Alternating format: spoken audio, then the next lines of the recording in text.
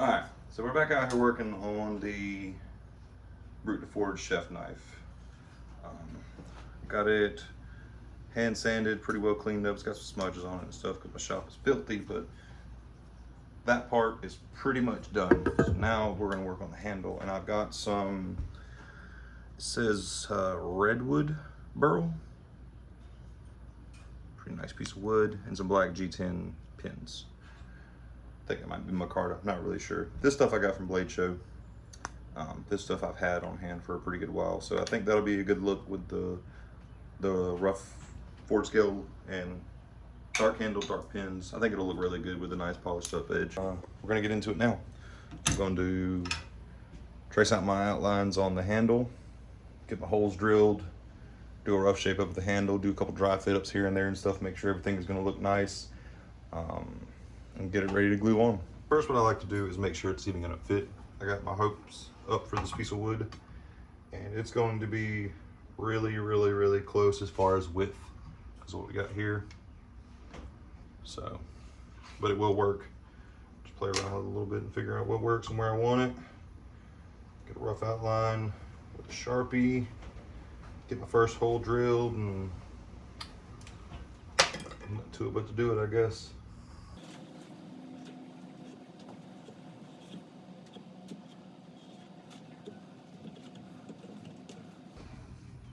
Okay, so before I do this, know your machine. This belt is old and burned up, and I can pretty much hold this still and it'll make the belt smell like burnt rubber. So I don't have a vise, but if you have a brand new machine or a bigger machine or more powerful machine, use a vise, because this thing catches, it'll spin, you know, and you really don't want a knife spinning in your face. So before I start, I know all the YouTube police out there are gonna say you need to use a vise and all that, but so anyway, what I do is I drill the first hole, and then I will stick a pin and then drill the second hole and make sure everything lines up. And like I said, I'll do dry fit ups and all that stuff throughout the whole process, just to make sure, because nothing's worse than getting epoxy on your stuff and realizing your pinholes don't line up. It's not a good day.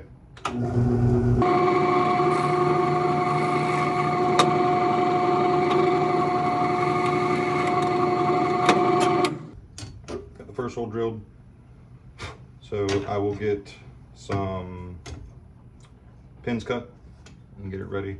Also, another tip I do, the side that you're going to use for the out of your knife, what will be visible, I always put those together. That way, if you do have a chunk blowout or something from a drill press, you're not using a block or whatever the case may be, you have a nice smooth finish here, because these scales are kind of thin and you don't want to worry about, you know, having to chase a hole and make your scales smaller than they are going to be in the finished product. So, okay, so I got my pins cut. What I'm going to do is put the first pin in the first hole that I already drilled. It's nice and tight. And then what I'm going to do is, using that, I will drill my second hole, and with that pin there and drilling the second hole, keeping your scales as tight as neat as possible, in theory, your second pin will go right in, no problem. So, all right.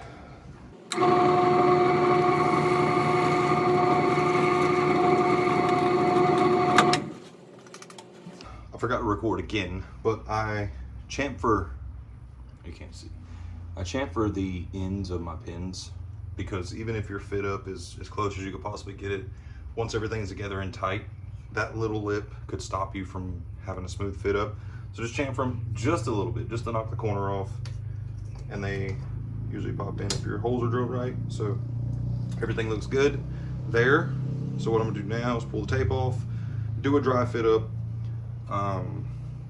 mark my lines of where I want the handle and stuff to be. I'm going to shape the front of the handle, get it hand sanded up to about 600 grit, because you're not going to be able to get there once it's on the blade. Obviously, it's against the steel.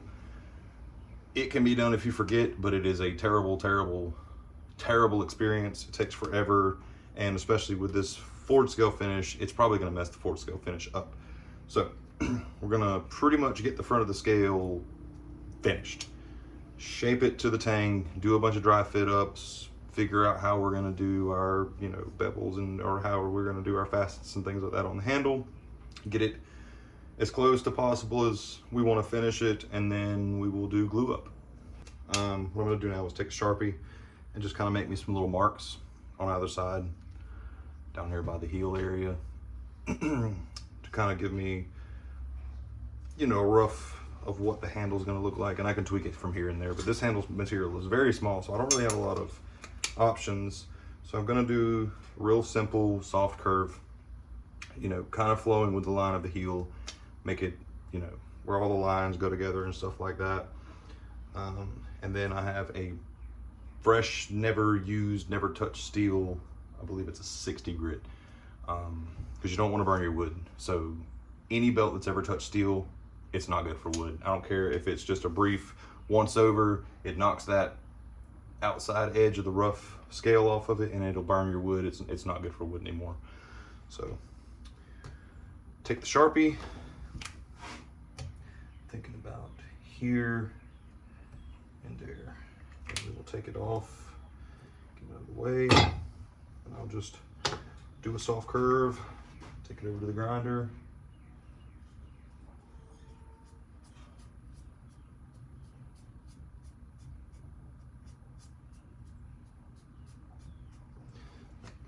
Looks about right.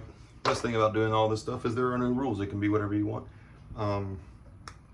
So I'm gonna go a lot proud of this line, just like I did with pretty much everything else I do. I'm gonna go a lot proud of the line, do another dry fit up, and then start easing my way into it, chamfer it, and then slowly feather it, because you don't want to go too far. You can't put wood back. So especially with a fresh 60 grit belt, this wood is going to disappear like it's made out of sawdust and just poof in the air. It goes away really fast. So be really careful, especially if it's nice material like this, and you can't just run and go grab another piece, because there will never be another piece of this wood. So get you turned over to the grinder, start shaping the handle.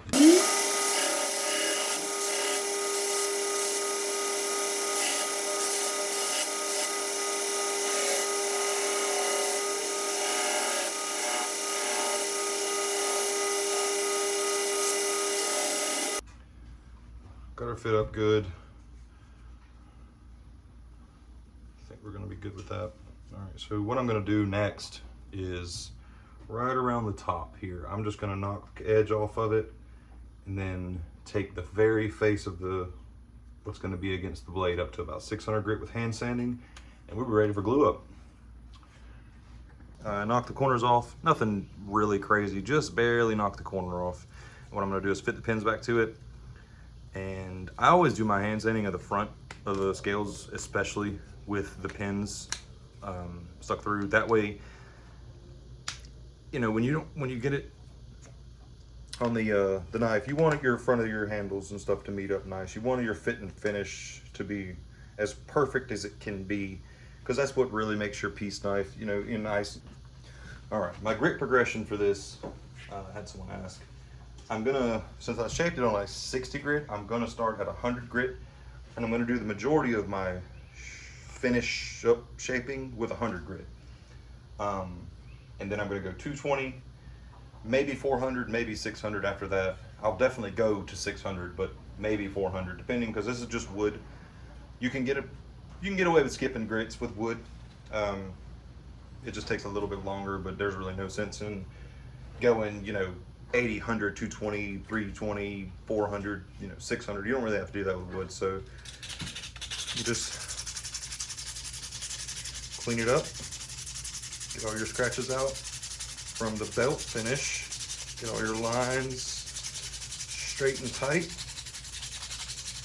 and move up grits.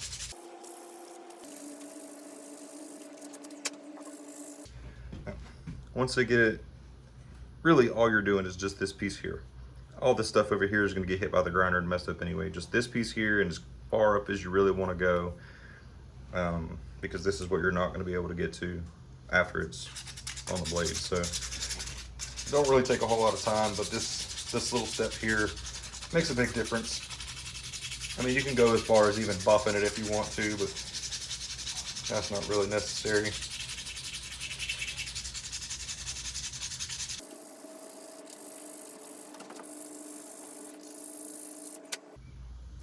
Okay, that piece of 100. 200. I'm gonna go 220, and going up a grit, you will notice pretty quickly if you miss a spot, which is fine. Go up to 220, and if you're not immediately getting all the scratches out, it's probably because you have some belt stuff left over. And then just go back down to 100 or 80 or whatever you want to do. Just step back down and knock that little spot off. Keep working your way up. Not too much work involved in it, really.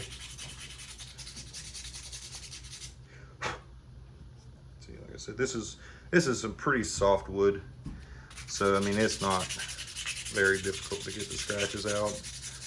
I mean, your gouge is down here, maybe from like the edge of the belt or whatever, but this stuff is going to get ground off anyway when we fit it to the tang, so just get it knocked out.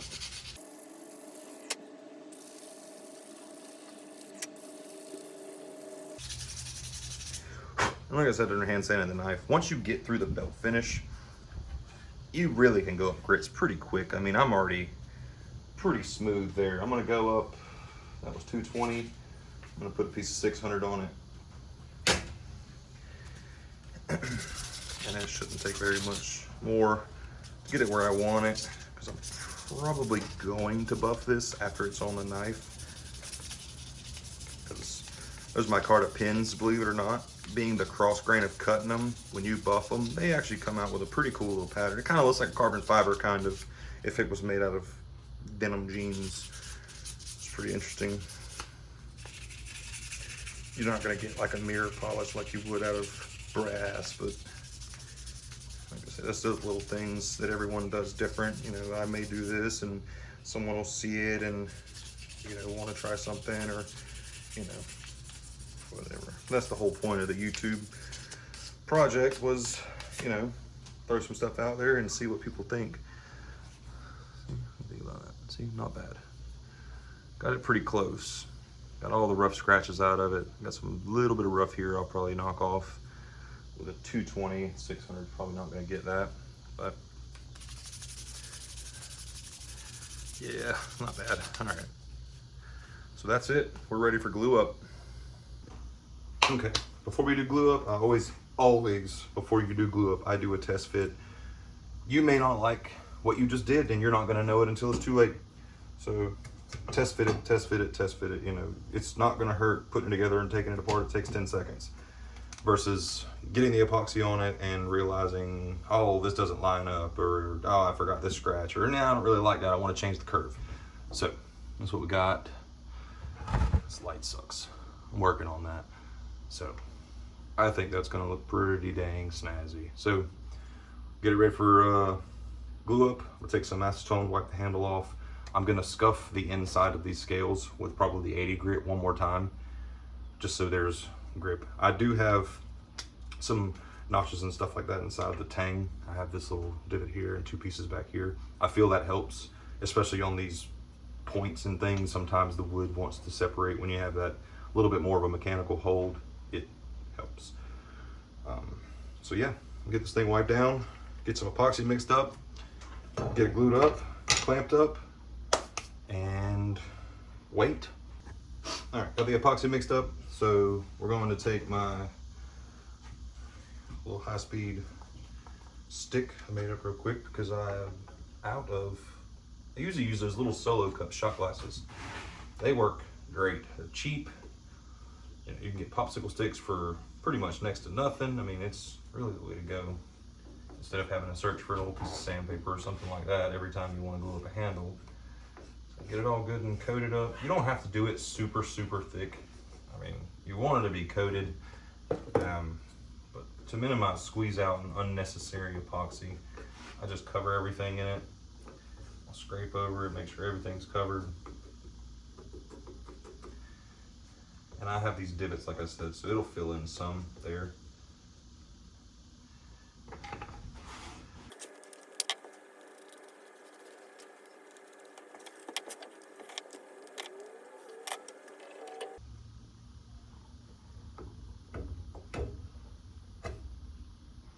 Epoxy all over my fingers. The bad part is I have rubber gloves in my pocket. Didn't think about it.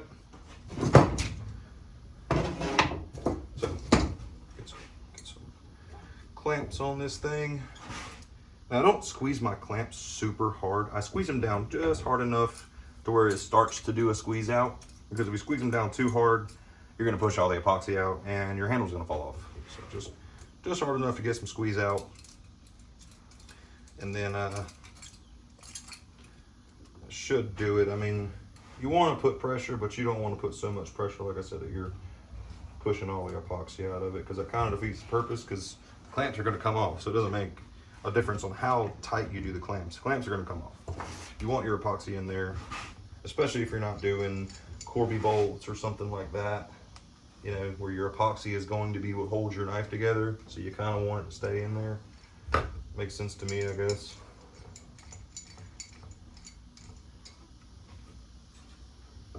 Just tight enough where you get a little bit of squeeze out. Once you start seeing it squeeze out, you know you're putting pressure.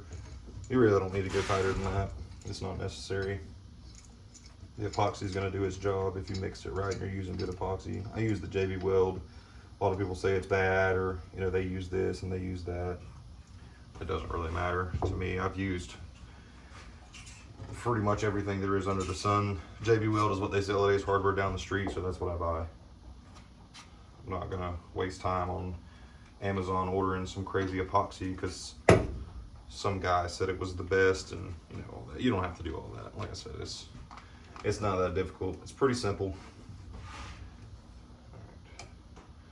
So now I got my clamps on there. Make sure everything's tight. I'm gonna get some acetone, wipe around the front of the knife, let her sit.